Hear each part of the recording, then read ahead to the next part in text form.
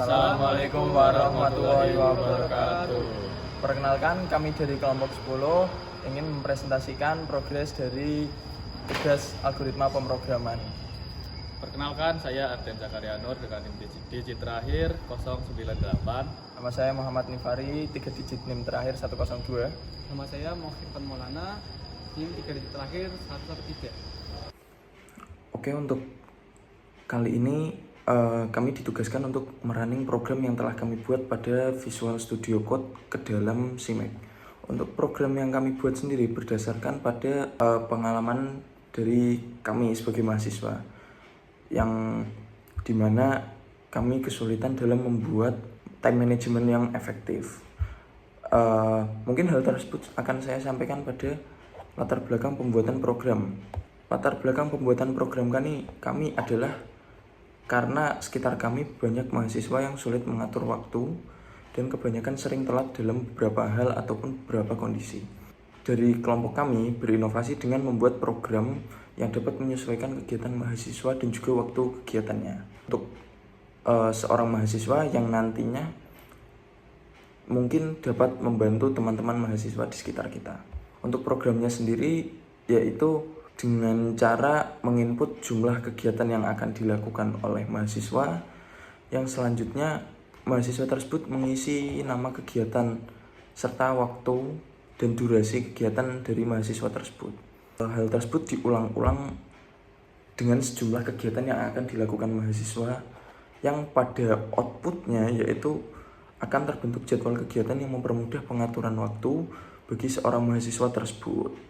Dan dari program kami akan menjalankan program input waktu dan output waktu seefektif mungkin. Oke, mungkin cukup sekian penjelasan dari saya. Lanjut ke pembahasan selanjutnya. Oke, sebelum kita lanjut ke proses running CMake-nya, sebelum itu kita harus tahu apa sih CMake itu. Jadi, CMake adalah perangkat lunak open source yang digunakan sebagai build system generator untuk mengelola proses kompilasi perangkat lunak lintas platform. CMake juga memungkinkan developer untuk mendefinisikan bagaimana kode sumber mereka harus dikompilasi, ditautkan, dan dirangkai menjadi aplikasi atau pustaka dalam berbagai platform dan compiler. Software ini juga berjalan pada berbagai platform dan mendukung banyak bahasa pemrograman. Berikutnya, kali ini saya akan menjelaskan mengenai fungsi codingan yang kami gunakan pada program kami.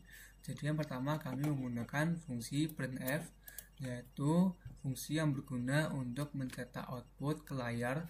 Lalu berikutnya kami menggunakan fungsi scanf yang berguna untuk membaca inputan dari user. Lalu berikutnya kami menggunakan fungsi if dan else. If dan else yaitu fungsi yang berguna untuk membuat keputusan. Jadi jika kondisi dalam if benar, maka blok kode di dalamnya akan dieksekusi. Namun jika tidak, maka blok kode di dalam else yang akan dieksekusi. Jadi semisal contohnya jika kita menginputkan sesuai dengan yang ada di blok kode if, jika benar maka blok kode dalam if-nya yang akan berjalan. Namun jika tidak, maka blok kode dalam else yang akan berjalan. Berikutnya kami menggunakan fungsi for, fungsi yang berguna mengulangi blok kode dalam jumlah tertentu. Lalu berikutnya kami menggunakan fungsi break. Yaitu fungsi yang berguna untuk keluar dari loop atau switch statement. Jadi jika semisal fungsi yang kami jalankan ini berjalan secara looping, maka jika kita menggunakan break, fungsi yang berjalan terus akan berhenti. Lalu berikutnya kami menggunakan fungsi void. Ini contohnya, yaitu yang berguna untuk mendeklarasikan fungsi namun tidak mengembalikan nilai atau tidak menghasilkan nilai. Dan yang terakhir kami menggunakan fungsi switch key yang berguna untuk mengontrol yang memungkinkan pemilihan di antara beberapa opsi berdasarkan nilai dari suatu variabel. Atau intinya alternatif untuk menggunakan banyak if dan else. Sekian penjelasan dari saya. Terima kasih. Selanjutnya, kami akan menjalankan program yang telah kami buat tadi menggunakan CMake. Untuk dapat menjalankan program di CMake, Di sini kami memerlukan bantuan dari software yang bernama ini dia, Ubuntu dengan versi 22.04.5. Kita bisa langsung menjalankan programnya di command prompt di CMD Windows. Langsung saja kita masuk. Oke, ini dia tampilannya.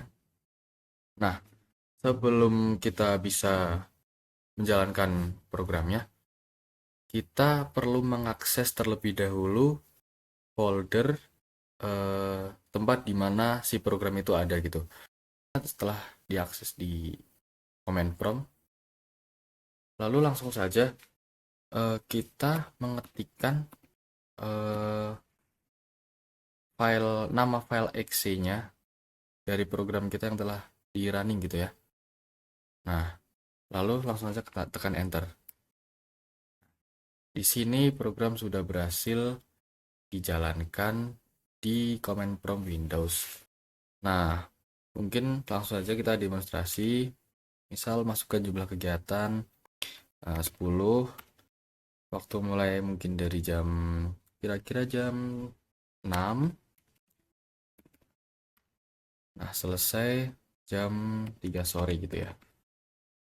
Nah, bagian pertama mungkin makan gitu ya. Misal 30 menit. Mandi 30 menit, 10 menit ya.